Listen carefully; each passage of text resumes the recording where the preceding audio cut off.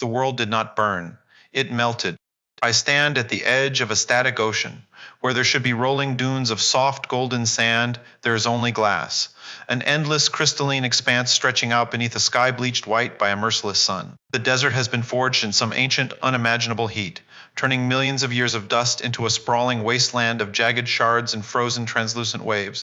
I take a step. The sound is sharp, a distinct high-pitched crunch that shatters the absolute silence of the wasteland. Under the thick soles of my boots, the brittle surface of the world breaks.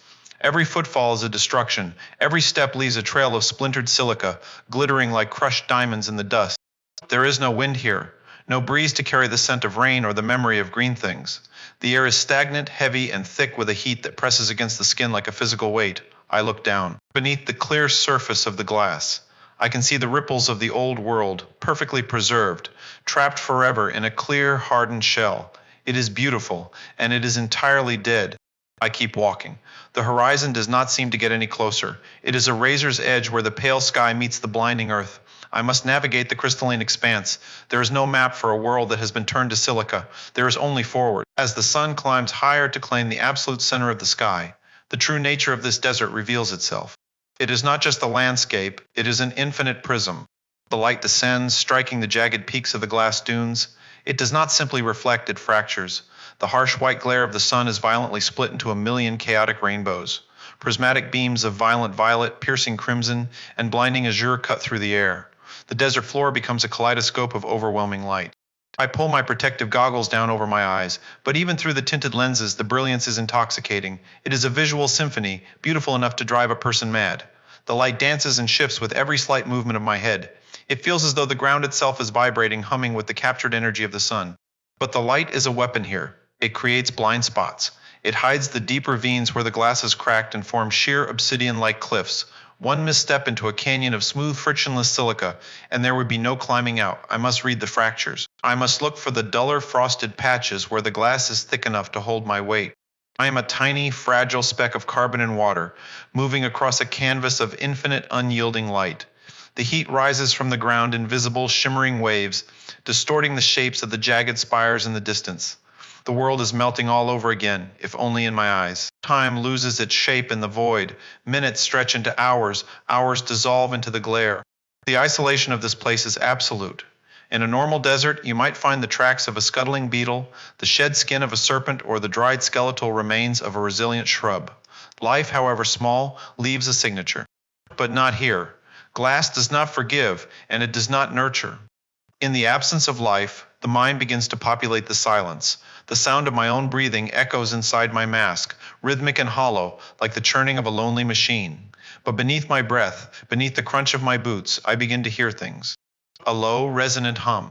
It sounds like a finger being dragged slowly across the rim of a massive crystal goblet, a haunting, mournful frequency that seems to rise from deep within the earth. Is it the thermal expansion of the glass? The tectonic pressure of a million tons of silica shifting beneath the sun? Or is it just the sound of my own isolation ringing in my ears? I stop walking. I stand perfectly still on a crest of frozen, translucent waves. The humming continues. It is a lonely song. It makes me realize how entirely severed I am from the rest of humanity. If I fall here, my body will not return to the earth. I will simply rest on this sterile surface, slowly bleached by the sun, becoming just another shadow trapped beneath the light. The isolation is no longer just a physical state. It is a weight pressing against my chest. I force my legs to move. The crunch of the glass returns, grounding me in reality. But reality is a fragile concept in a wasteland built on mirrors. I look up. Through the haze of the shimmering, radiating heat, I see it. Directly ahead, perhaps a mile in the distance, the jagged shards of the desert floor give way to a smooth, dark pool. It ripples. It catches the sky not in fractured rainbows, but in a deep, fluid reflection. Water. My throat tightening, a desperate animal instinct flares to life in my chest. A dark oasis sitting in the center of the translucent void. My pace quickens.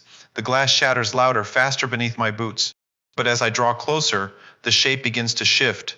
The water elongates, rising upward into towering geometric columns. The liquid darkens, taking on the metallic sheen of steel and the dark matte of ancient concrete. It is no longer a pool. Tall, silent skyscrapers rising from the silica, their windows reflecting a world that no longer exists. I can almost see the shadows of people moving through the streets. I can almost hear the low hum of electricity and the distant wail of a siren. Salvation. I reach out a hand, stumbling forward, but the closer I get, the more the image trembles. The heat waves distort the architecture, tearing the buildings apart like paper in a fire. The dark water evaporates into thin air. The city dissolves into nothing but the pale, empty horizon. A mirage. A cruel, phantom painting drawn by the fractured light and my own desperate mind. I fall to my knees. The glass crunches sharply, biting into the thick fabric of my suit. I close my eyes, letting the darkness behind my eyelids calm the blinding overload of the prism.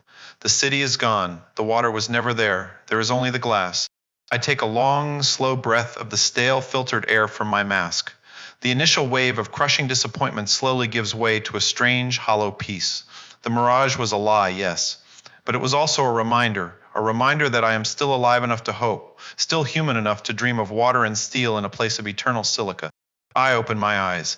The sun is beginning its slow descent, turning the blinding white sky into a canvas of bruised purples and deep oranges.